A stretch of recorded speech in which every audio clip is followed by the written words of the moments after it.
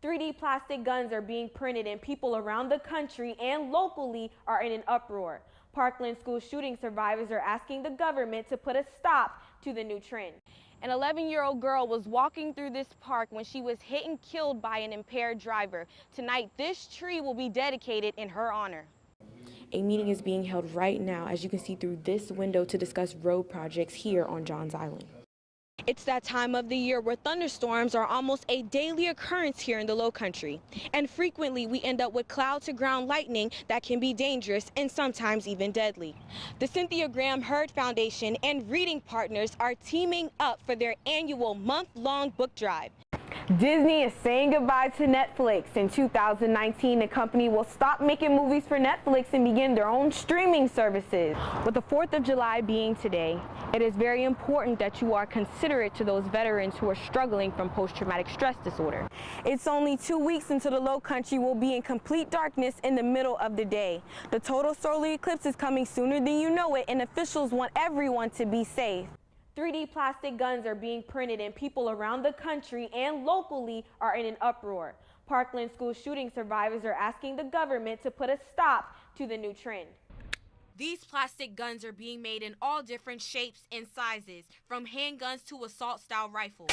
Printed right from this 3D machine, plastic guns could easily fall right into a criminal's hands, something gun reform advocates are afraid of. Continue educating yourself, continue having these tough conversations, continue to stand up for others. Matt Deich is a graduate of Marjorie Stoneman Douglas High School in Parkland, Florida.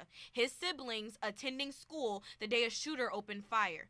17 were killed. His mission, preventing the same tragedy from happening again. We have to continue fighting for our lives before it's someone else's job, before it happens again. The topic of 3D guns has been an ongoing battle between a nonprofit in Texas, Defense Distributed, and the federal government for years. After the Fed settled a 3-year lawsuit with Defense Distributed, the organization planned to release the blueprints to download 3D guns today, until a federal judge called for a nationwide ban. A nationwide temporary restraining order putting a halt to this outrageous decision by the federal government.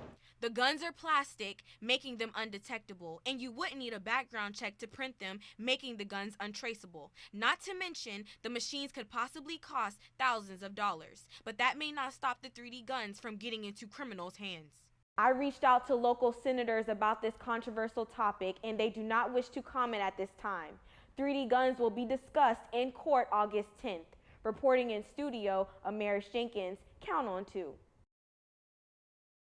A meeting is being held right now, as you can see through this window, to discuss road projects here on Johns Island. Sitting in traffic for hours is becoming an everyday commute issue in Johns Island. Tuesday night, the Growth Management Committee's mission was to manage the Pitchfork Plan and discuss public infrastructure. Their hope is to ease traffic by adding 2 new roads on Maybank Highway. The plan has had many setbacks from funding issues and other unforeseen problems. The discussion comes at a perfect time with several new homes being built and the city constantly expanding. Committee member Jacob Lindsay says the legal and budget teams are working together to make this plan happen sooner than later. We hope to have a good sense about what this is going to do within the next month or so, depending on how fast our staff can work. After a decade and several setbacks, things seem to be making a turn in the right direction for the city. We need to have all of our infrastructure working together to make sure that the people of Johns Island actually have a solid quality of life and are not just sitting in traffic on the bridge. No promises have been made, but the meeting gave a sense of hope to the people of Johns Island. I hope that we can continue working towards that goal. Thank you so much for everything else that was discussed tonight. The city plans to move forward with improving infrastructure and road projects here on Johns Island. Reporting from Johns Island, Amaris Jenkins, Count on 2. With the 4th of July being today, it is very important that you are considerate to those veterans who are struggling from post-traumatic stress disorder. This disorder causes the veterans to have flashbacks to being active in the military when you set off your fireworks. As a community, we are asking you to please be respectful to these veterans. And as for the veterans, know that if you need help, there is help out there for you. The Cynthia Graham Hurd Foundation and Reading Partners are teaming up for their annual month-long book drive. The book drive will start July 1st, and they are asking the community and schools to donate books. These books will give students the chance to have an at-home library and develop a love for reading. It's only 2 weeks until the low country will be in complete darkness in the middle of the day. The total solar eclipse is coming sooner than you know it, and officials want everyone to be safe. Locally, the event will happen at 1 o'clock p.m. and it will last until 4 o'clock p.m. There will be extra emergency officials on duty, and they are asking drivers to not stop to keep the roads clear. They do, however, want you to stay in your neighborhoods if possible. Right now, the main focus is to finalize the plans for the event. Reporting in Mount Pleasant, I'm Amaris Jenkins, News 2. This solar eclipse is a once-in-a-lifetime event. What we're doing right now with NASA has never been done before.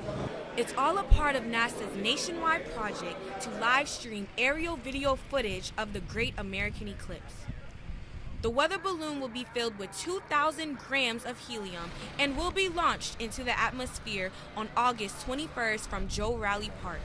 We have 2 cameras and what's called a tracker. From the tracker, what we are able to see also nationwide is which teams are up and running and the route in which all of our balloons are going. Most of the students have never seen a solar eclipse before, but have been honored to be a part of the experience. We're having a lot of fun and we're learning a lot through it. And I think we're still persistent and stuff on the goal for August 21st. The River Dogs are opening the gates at 1 p.m. for the community and fans to come out and witness the total solar eclipse before the game. For more information, log on to counton2.com. Reporting in downtown Charleston, Amaris Jenkins, News 2.